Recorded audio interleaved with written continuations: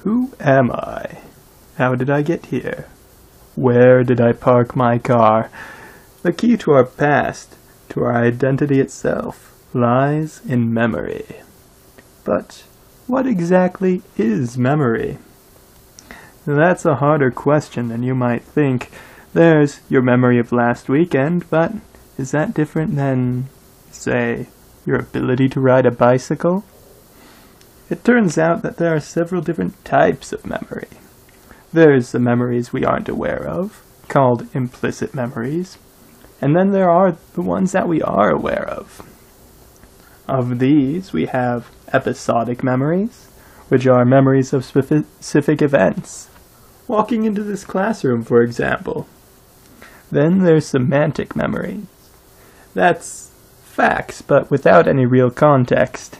You probably know that George Washington was the first president of the United States.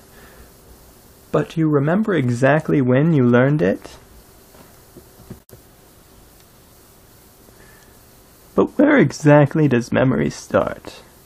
To answer that, we're going to have to go inside the brain.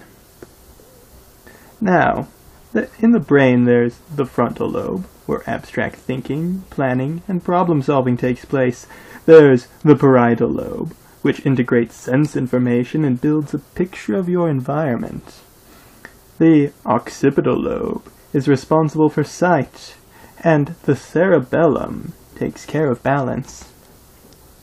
The temporal lobe is the part that we're interested in right now, though, because, among other things, it's the area of the brain responsible for memory.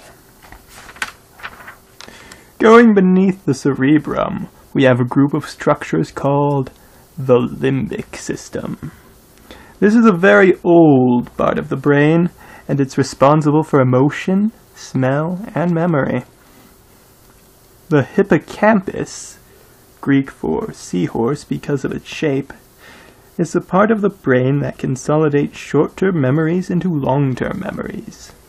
Its location, right up against the olfaction bulb, which is responsible for the perception of odors, may explain the powerful link between smells and memories. In Alzheimer's disease, this is one of the first parts of the brain to be damaged, and an injury to the hippocampus can result in anterograde amnesia, an inability to form new memories. Existing memories are not affected. Memories are stored across the entire brain, but the patient is unable to create new ones. The profound interconnectedness of the hippocampus with the rest of the brain is made apparent by the fact that it is often the focus of epileptic seizures. And it is the source of hippocampal theta rhythms, an oscillatory pattern on EEGs we don't quite understand. But one thing is certain, if you remember this video, it is because of that fascinating structure, the hippocampus.